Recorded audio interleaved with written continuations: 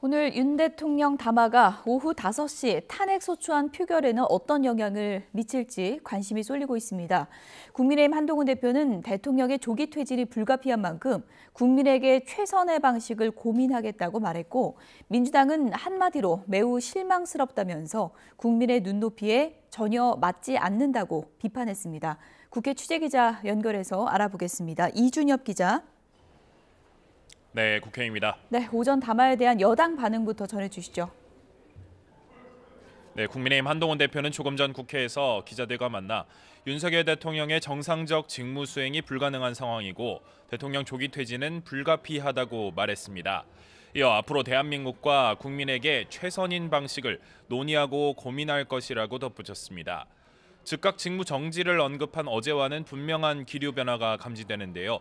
책임 총리제로 가야 한다고 보느냐는 질문에는 당과 정부가 책임지고 전국 운영을 하게 하겠다는 대통령 말씀도 있었는데 자신이 지금 말씀드린 것과 비슷하다고 답했습니다. 총리와 당이 민생 상황이라든가 중요 상황들을 긴밀히 논의해서 민생이 고통받고 대외 상황이 악화되는 일을 막도록 하겠다. 여권에서는 이번 담화를 계기로 그동안 탄핵 찬성 의사를 밝혔던 일부 의원이 입장을 선회하기도 했습니다. 조경태 의원은 반대로 선회한 것이 맞느냐는 기자들 질문에 한 대표의 뜻을 따르기로 했다고 답했습니다. 한친환계 의사는 YTN과의 통화에서 이번 담화를 두고 한동훈 대표의 요구사항이 전반적으로 모두 포함됐고 대통령이 많은 부분을 내려놓은 것으로 보인다며 탄핵안 부결 가능성이 높아졌다고 의미를 부여하기도 했습니다. 네, 야당에서는 강한 비판이 나왔죠. 네, 민주당 이재명 대표는 대통령 담화 뒤 기자 간담회를 열고 한마디로 매우 실망스럽다고 지적했습니다.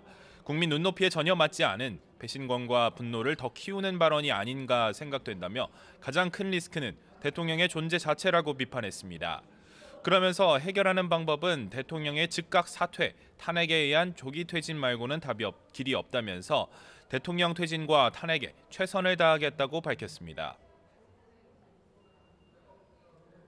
대한민국의 리스크,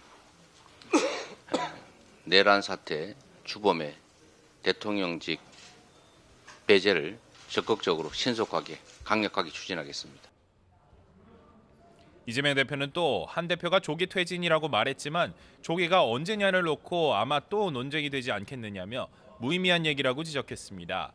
김민석 최고위원도 즉각 직무정지와 대통령의 내란죄 구속수사 말고는 국정 정상화 대안이 없다고 주장했습니다. 이어 윤 대통령은 국민을 속이고 한 대표와 국민은 스스로를 속이는 합의를 하려는 것이라고 날을 세웠습니다. 또 계엄은 절대 없을 거라고 수십 번을 외치던 이들이 계엄을 했다면서 대통령이 계엄 명령해도 이행하지 않겠다고 국방부가 말하는 것도 사실은 안보 공백 측면에서 굉장히 문제라고 지적했습니다. 네, 오늘 탄핵안 표결은 애초 예정보다 조금 앞당겨졌는데 어떻게 진행이 됩니까? 네, 오늘 오후 5시로 확정된 본회의 안건은 윤석열 대통령 탄핵소추안과 김건희 여사 특검법 두 개입니다. 안건 순서는 김 여사 특검법이 먼저, 윤 대통령 탄핵소추안이 두 번째입니다. 탄핵안과 특검법 두 안건 모두 무기명, 수기투표로 이뤄질 전망인데요. 가결을 위한 조건은 각기 다릅니다. 윤 대통령 탄핵안의 경우 제적 의원 3분의 2, 그러니까 300명 중 200명이 찬성해야 통과됩니다.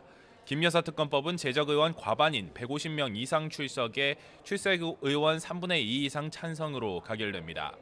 현재 의석 구조상 야권 의석을 모두 합치면 192석, 여당 의석은 108석이어서 양쪽이 모두 참전한다고 생각하면 안건 가결에는 이탈표 8표가 필요합니다. 하지만 소속 의원이 모두 108명인 국민의힘이 행여나 본회의에 불참할 경우 윤 대통령 탄핵안은 정족수 200명에 미치지 못해 아예 투표 불성립, 부결 처리가 됩니다.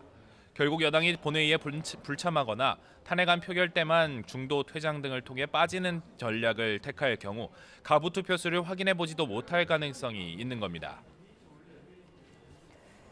국회에서는 정보위 회의도 열렸었는데 지금은 정회한 건가요? 네, 정보위원회는 오전 10시부터 비상계엄 사태와 관련한 현안 질의를 진행할 방침이었습니다. 조태용 국가정보원장과 국정원 1, 2, 3차장이 출석할 예정이었는데요. 여야는 비상계엄 당시 윤 대통령이 국정원에 협조 요청을 했다는 의혹에 대해 따져 물을 계획이었지만 공개 여부를 두고 이견이 불거지다 현재는 정회한 상황입니다. 앞서 어제 홍장원 1차장이 윤 대통령으로부터 싹 다 잡아넣으라는 지시를 받았다고 밝혀 파장이 일었지만 조 원장은 대통령에게서 정치인 체포 지시를 받은 적이 없다고 말했습니다. 지금까지 국회에서 전해드렸습니다.